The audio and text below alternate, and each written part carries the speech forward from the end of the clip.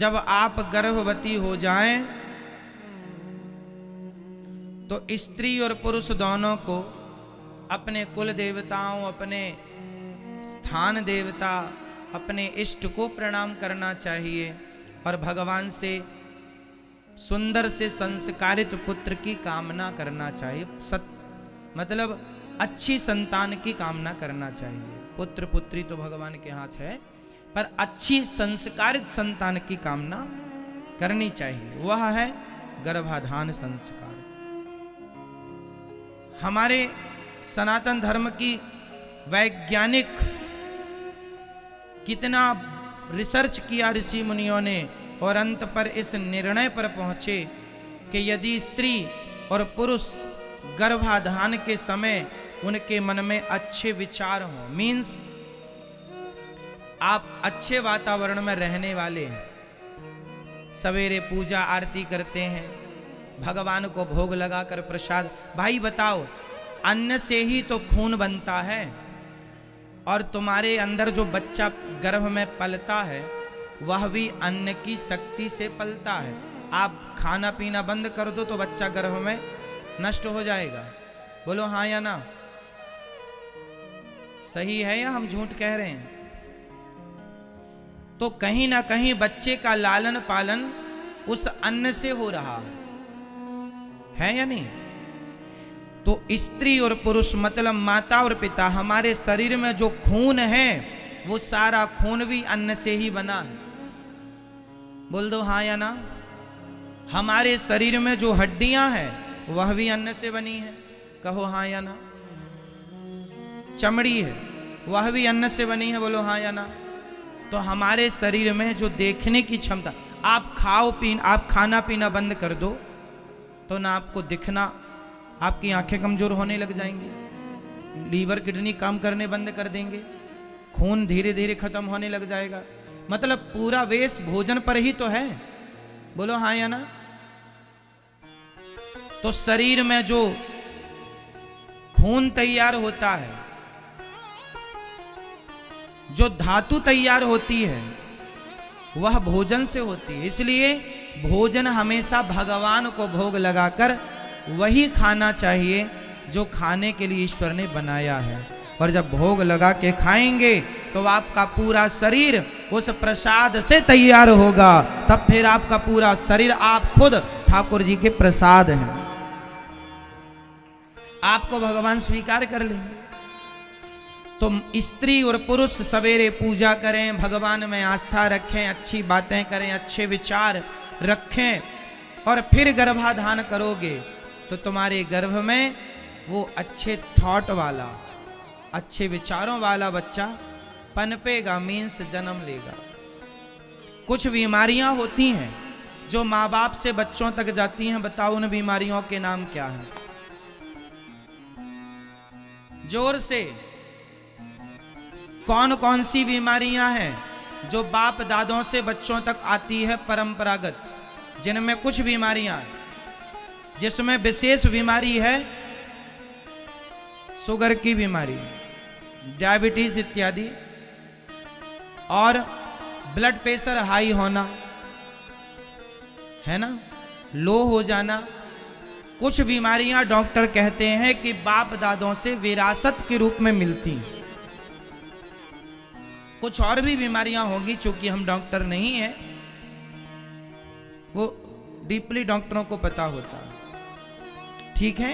पर ये हमें पता है कि कुछ बीमारियां परंपरागत चलती हैं। बोलो हाँ या ना? जब बीमारी बाप से, जब बीमारी मां से बच्चे में आ सकती है तो माँ बाप के अच्छे बुरे विचार बच्चे में क्यों नहीं आएंगे? उनके संस्कार तुम में क्यों नहीं आएंगे? साहब, बीमारी आ रही है, वो जो पानी की 2 बूंद पिता की तुम्हारे गर्भ में गई उसमें बीमारी भी मिल गई है, तो संस्कार क्यों नहीं मिलेंगे?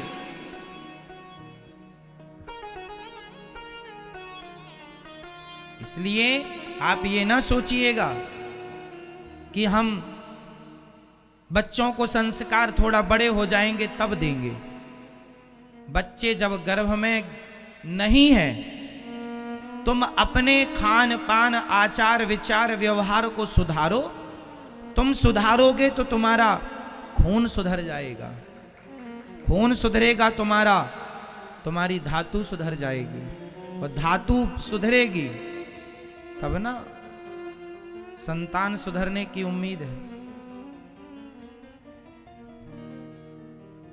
किसान खेत में जब बीज बोता है तो अच्छी से अच्छी क्वालिटी का बीज बोता है, क्योंकि उतनी अच्छी फसल होगी जितना अच्छा बीज होगा। हाँ या ना? आप किसान हैं? आप में से कोई किसानों को देखा है? हाईब्रिड बीज लाते हैं वो, गेहूं का बीज उत्तम क्वालिटी का, धान का बीज उत्तम क्वालिटी का, बेस्ट, वो फसल बोई जाएगी, उत्तम क्वालिटी की फसल होगी। बस वही है, माता पिता के जो उत्तम क्वालिटी के संस्कार हैं, थॉट हैं, विचार हैं, उनका रहन सहन, खान पान, उठना बैठना, बोल चाल, सारा बच्चे पर पूरा प्रभाव डालता है, प्रभावित करता है जिंदगी को। क्योंकि हमें तो ज्यादा माँ की गोद में ही रहना है ना, तो जो माँ कहेगी सब बच्चा सुनता है। अच्छा कहेगी अच्छा सुनेगा, बुरा कहेगी बुरा सुनेगा।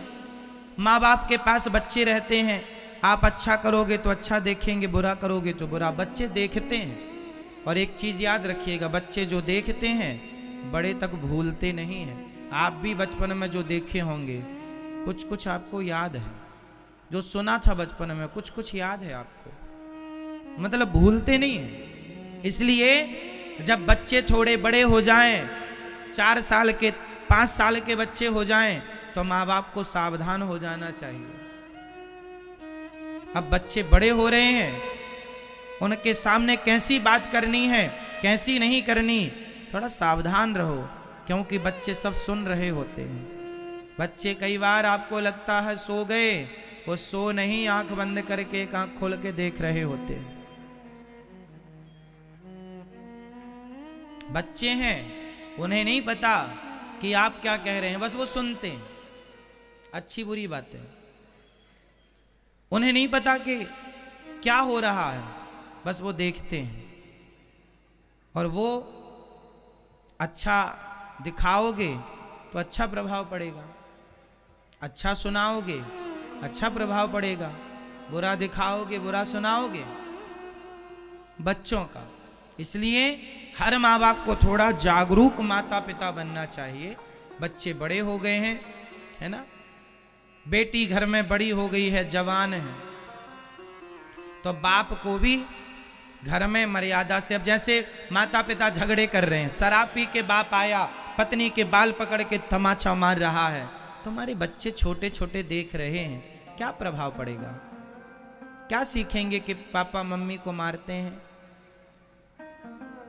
आप अपनी पत्नी को गाली दे रहे हैं, आप अपनी पत्नी से झगड़ा कर रहे हैं, आप अपनी माँ से झगड़ा कर रहे हैं, बच्चे सुन रहे हैं, क्या सीखेंगे? क्या संस्कार होगा? उनका भविष्य में क्या प्रभाव पड़ेगा? वो सारी बातें याद रहेंगी। आप ये ना सोचिएगा बच्चे भूल जाएंगे, तुम भूल सकते हो, इस उम्र में बच्चे नहीं भूलते।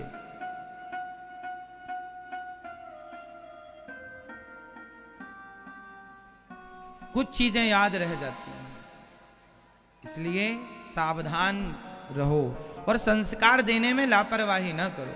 पैसा दो, पैसा भले कम कमाओ, पर संस्कार ज्यादा दो बच्चों को।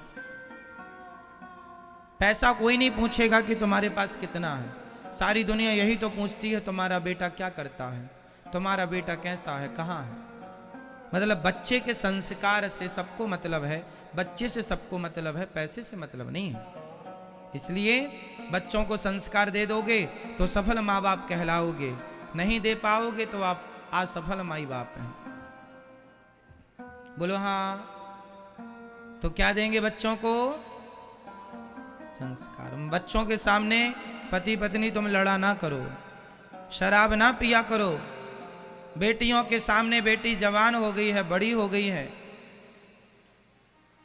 जब नहा के बाहर निकला करो ना, तो केवल चड्डी पहन के ही घर में ना नाचा करो। गांव के बूढ़ों की बड़ी आदत बुरी होती है, घर में बहू बेटियां हैं, चड्डी पहने घूमते पूरे घर में। वो नहा के आते हैं तो सबको बताते हैं हम नहा लिए, देख लो। ये नहीं कि टॉवेल लपेट लें। अरे तुम बड़े हो, बूढ़े हो, पर मर्यादा क्या तुम्हारे लिए जरूरी नहीं है? क्यों मर्यादित पहनावा हो, हाँ या ना? ये वॉशरूम से बाहर आए हो तो टॉवेल लपेट लो, भले तुम घर के बूढ़े हो। मर्यादाएं सबके लिए जरूरी हैं, आवश्यक हैं। बोलो हाँ या ना? बाप ही क्यों ना हो, तो तुम जितने बाप यहां सुन रहे हो, मर्यादा सबके लिए जरूरी है। अपनी मर्यादाओं में तुम रहो, बेटी मर्यादा में रहे, बेटा मर्यादा में, माँ बाप, देखो मर्यादा सबकी है। मर्यादा का उल्लंघन कोई भी करेगा, दुष्परिणाम का सामना करना पड़ेगा, परिणाम बुरे आएंगे। सबको मर्यादा, मर्यादा की जो बेड़ियां हैं ना, सबके पांव में होनी चाहिए। बोलो हाँ या ना? ठीक है। अब जैसे घर गांव के बूढ़े लोग बीड़ी पीते रहते हैं, पोता से ही कह दिया जा जरा ये 2 रुपए 5 रुपए ले जा, दुकान से बीड़ी लेके आ जा। तुम्हारा छोटा सा पोता है, बच्चा है, उसे दुकान भेज रहे हो बीड़ी लेने के लिए, लो।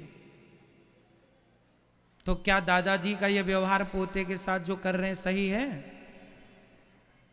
बेटे को तुम सिगरेट लेने भेज रहे हो, दुकान जा सिगरेट लेके आ जा, जा बीड़ी लेके आ जा, जा तंबाकू लेके आ जा, जा गुटखा लेके आ जा। तो बच्चा सोचेगा ना कि जब मेरे दादाजी खा रहे हैं तो मैं भी खाऊं। क्यों? बच्चा यही तो सोचेगा, मेरे दादाजी खा रहे हैं तो मैं भी खाऊं। तो बच्चे के संस्कार बिगड़ जाएंगे। वो ये नहीं जानता कि ये सही है या गलत है। बच्चे के पास इतनी बुद्धि नहीं है कि वो ये निर्णय ले सके कि मेरे लिए क्या सही है और क्या गलत है। वो तो देखता है ना, दादाजी खा रहे हैं मैं भी खाऊं। हमारा एक गांव में मित्र है, अभी भी है, उसके परिवार में कोई बीड़ी पीता था तो उसको बोला करता था जा चूल्हे से बीड़ी जला के ले आ। गांव की बातें हैं, उस बच्चे को बीड़ी दे देते थे, जा चूल्हे से जला के ले। तो वो चूल्हे में बीड़ी जलाता और 2 सुट्टी खुद मारता, फिर लाके दे देता। धीरे धीरे वो बीड़ी पीने का आदी हो गया। अभी भी बीड़ी पीता है, दिन में कम से कम 20-25 बीड़ी पी लेता है। और मेरी उम्र का है, मेरे से 1 साल लगभग बड़ा है। बचपन में हम लोग साथ में ही थे। मैं समझाता हूँ, भाई बीड़ी क्यों पीने लग गए? बोलते वो हमसे जलवाया करते थे चूल्हे से कि जाओ जला के ले आओ। तो हम उसको जला के देते थे और पी लेते थे 2 बार। और जब वो पी के फेंक देता था तो उठा के ले आते थे, उसको जला के फिर पीते थे कि जब वो पी रहा है तो कुछ तो होगा। आदत बिगड़ गई।